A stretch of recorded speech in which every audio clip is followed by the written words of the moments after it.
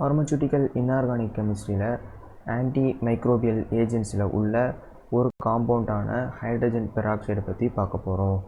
Hydrogen peroxide, இந்த hydrogen peroxide ஆனது clear colourless odourless லிக்யூடாக இருக்கும், ஸ்லைட்லி அசிட்டிக் டேஸ்டில் இருக்கும்.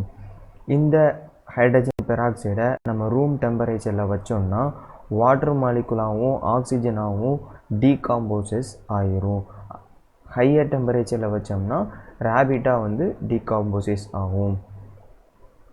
இந்த ஹைட்ரஜன் பெராக்சைடு ஆனது பொட்டாசியம் அயோடைடை அயோடினா ஆக்சிடைஸ் அசிட்டிக் மீடியத்தில் வச்சு ஆக்சிடைஸ் பண்ணும்.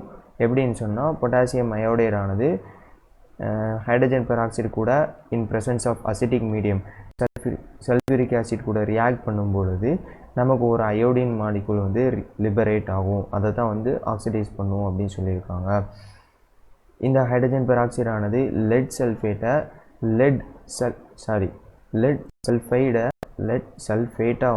ஆக்சிடைஸ் பண்ணும். சல்ஃபைடு அப்படின்னு சொல்லும்போது ஒரே ஒரு சல்ஃபர் ஆட்டம் இருக்கும். சல்ஃபேட் அப்படின்னு சொல்லும்போது SO4 நம்ம சல்ஃபேட் அப்படின்னு சொல்லுவோம். ஃபெரஸ் அப்படிங்கக்கூடிய ஃபெரஸ் ஆட்டமை ஃபெர்ரிக் அயானை ஃபெர்ரிக் அயானாக கன்வெர்ட் பண்ணும். ஃபெரஸ் சல்ஃபேட்டில் உள்ள ஃபெரஸ் அயானை ஃபெர்ரிக் சல்ஃபேட்டாக கன்வெர்ட் பண்ணுறதுக்கு ஹைட்ரஜன் பெராக்சைடு யூஸ் ஆகுது, ஆக்சிடைஸ் பண்ணும்.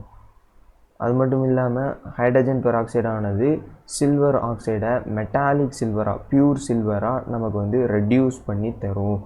இது சில்வர் நைட் ஆக்சைடு, ஆக்சிஜன் இருக்கிறதுனால இது பியூர் சில்வரில் எதுவுமே இல்லாமல் சில்வர் ஆட்டம் மட்டும் நமக்கு கிடச்சிதுன்னா அது மெட்டாலிக் சில்வர் அப்படின்னு சொல்லுவோம், with liberation of water and oxygen. Potassium permanganate அப்படின்னு சொல்லப்படக்கூடிய பவர்ஃபுல்லான ஆக்சிடைசிங் ஏஜெண்டான அந்த ஆக்சிடைசிங் ஏஜெண்டை கலர்லெஸ் காம்பவுண்டாக நமக்கு ரெடியூஸ் பண்ணி தரும். பொட்டாசியம் பெர்மேங்கனேட் ஒயிட் கலரில் இருக்கும் அப்படின்னா நம்ம சல்ஃபியூரிக் ஆசிட் அந்த இன் ப்ரெசன்ஸ் ஆஃப் சல்ஃபியூரிக் ஆசிட்டில் நம்ம ஹைட்ரஜன் பெராக்சைடு ஆனது அந்த பொட்டாசியம் பெர்மேங்கனேட்டை மேக்னீஸ் சல்ஃபேட்டாகவும் பொட்டாசியம் சல்ஃபேட்டாகவும் ஸ்ப்ளிட் பண்ணுறதுனால நமக்கு கலர்லெஸ் காம்பவுண்ட் கிடைக்கிது. அடுத்து ஹைட்ரஜன் பெராக்சைடை பேரியம் பெராக்சைட்லேருந்து எப்படி ப்ரிப்பேர் பண்ணலாம் அப்படிங்கிறத பார்ப்போம். ஃபஸ்ட்டு பேரியம் பெராக்சைடை ஐஸ் கோல்டு கண்டிஷனில் வச்சுட்டு sulphuric acid ice cold sulphuric acid கூட நம்ம ஆட் பண்ணும்போது மிக்ஸ் பண்ணும்போது என்ன நடக்கும் அப்படின்னா பேரியம் பெராக்சைடும் சல்ஃபியூரிக் ஆசிட்டும் ரியாக்ட் பண்ணி நமக்கு பேரியம் சல்ஃபேட்டும் ஹைட்ரஜன் பெராக்சைடும் லிபரேட் ஆகும். இந்த liberation 10 to 20% of weight by weight அந்த அளவுக்கு ரொம்ப கம்மியாக பூவராக தான் கிடைக்கும். அது மட்டும் இல்லாமல் இந்த நமக்கு கிடச்சிருக்கக்கூடிய அந்த ப்ராடக்டை நம்ம ஃபில்ட்ரேஷன் டிஸ்டிலேஷன் பண்ணுறது மூலமாக ப்யூரிஃபை பண்ண முடியும். Preparation from sodium peroxide. Sodium பெராக்சைடில் நம்ம எப்படி ஹைட்ரஜன் பெராக்சைடு ப்ரிப்பேர் பண்ணுவோம் அப்படின்னா சோடியம் பெராக்சைடை சல்ஃபியூரிக் ஆசிட் கூட வச்சு ஹீட் பண்ணும் பொழுது சோடியம் பெராக்சைடை சல்ஃபியூரிக் ஆசிட் கூட வச்சு ஹீட் பண்ணும் பொழுது நமக்கு சோடியம் சல்ஃபேட்டும் ஹைட்ரஜன் பெராக்சைடு லிபரேட் ஆகும். Sodium peroxide H2SO4 sulphuric acid கூட ரியாக்ட் பண்ணும் பொழுது இந்த சோடியமும் இந்த சல்ஃபேட் அயானும் சேர்ந்துடும். மீதி உள்ள H2O2 இந்த ரெண்டும் சேர்ந்து நமக்கு ஹைட்ரஜன் பெராக்சைடு கிடைக்கும். அடுத்து preparation from sulphuric electrolysis. Sulphuric ஆசிட்டை எலக்ட்ரோலைசிஸ் பண்ணுறது மூலமாக எப்படி ஹைட்ரஜன் பெராக்சைடை ப்ரிப்பேர் பண்ணலாம். ஃபஸ்ட்டு எலக்ட்ரோலைசிஸ் அப்படின்னா எலக்ட்ரிக் ஷாக் மூலமாக எலக்ட்ரிக் கரண்ட் மூலமாக ஒரு காம்பவுண்டை ஸ்ப்ளிட் பண்ணுறது டீகாம்போசிஸ் பண்ணுறது அப்படின்னு அர்த்தம். 50% ஆஃப் ஐஸ் கோல்டு சல்ஃபியூரிக் ஆசிட்டை நம்ம எலக்ட்ரோலைஸ் பண்ணும் பொழுது பெர் சல்ஃபியூரிக் ஆசிட் அப்படிங்கக்கூடிய ஒரு காம்பவுண்ட் கிடைக்கும். அது H2S2O8 அப்படிங்கக்கூடிய ஒரு காம்பவுண்டு. இந்த காம்பவுண்டை ஃபர்தராக நம்ம டிஸ்டிலேஷன் பண்ணும் பொழுது 30% நமக்கு ஹைட்ரஜன் பெராக்சைடு கிடைக்குது. ஓகே, அடுத்து நம்ம ஹைட்ரஜன் பெராக்சைடை எப்படி அசை பண்ணுறது.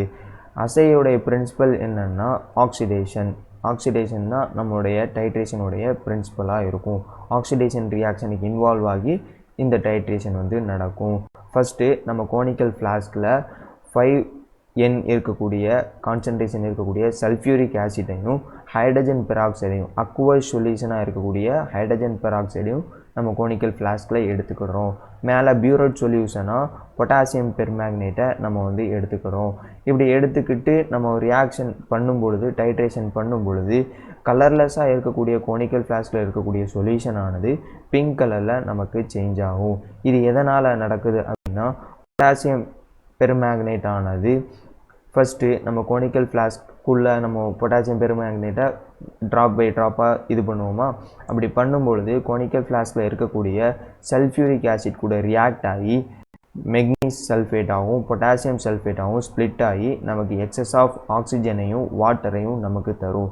இந்த எக்ஸஸ் ஆஃப் ஆக்சிஜன் ஆனது ஏற்கனவே கோனிக்கல் ஃப்ளாஸ்கில் இருக்கக்கூடிய ஹைட்ரஜன் பெராக்சைடு கூட ரியாக்ட் ஆகி நமக்கு வாட்டர் மாலிகுலையும் எக்ஸஸாக ஆக்சிஜனையும் வந்து லிபரேட் பண்ணும். இந்த ரியாக்ஷன்னால தான் pH சேஞ்ச் ஆகி நம்ம சொல்யூஷனில் யூஸ் பண்ணியிருக்கக்கூடிய இண்டிகேட்டர் மூலமாக நமக்கு பிங்க் கலர் ஃபார்ம் ஆகுது. ஹைட்ரஜன் பெராக்சைடோட யூசஸ் அப்படின்னு பார்த்தோம்னா ஆன்டிசெப்டிக்காக யூஸ் பண்ணுறாங்க. அது மட்டும் இல்லாமல் கார்கில், மவுத் வாஷ், ஏர் வாஷ், த்ரோட் இன்ஃபெக்ஷன் இந்த மாதிரியான ப்ரிப்பரேஷனில் ஒரு டைலூட் சொல்யூஷனாக இந்த ஹைட்ரஜன் பெராக்சைடை யூஸ் பண்ணுறாங்க. பாஸ்பரஸ் சயனைட் பாய்சனிங்கில் ஆன்டிடோடாக இதை யூஸ் பண்ணுறாங்க. Thank you for your attention. இந்த வீடியோ புரிஞ்சுதுன்னா லைக் பண்ணுங்கள். அப்படி புரியலை ஏதாவது டவுட் இருந்ததுன்னா கமெண்ட் பண்ணுங்கள். யாருக்காவது இந்த வீடியோ தேவைப்பட்டுச்சு அப்படின்னா ஷேர் பண்ணுங்கள்.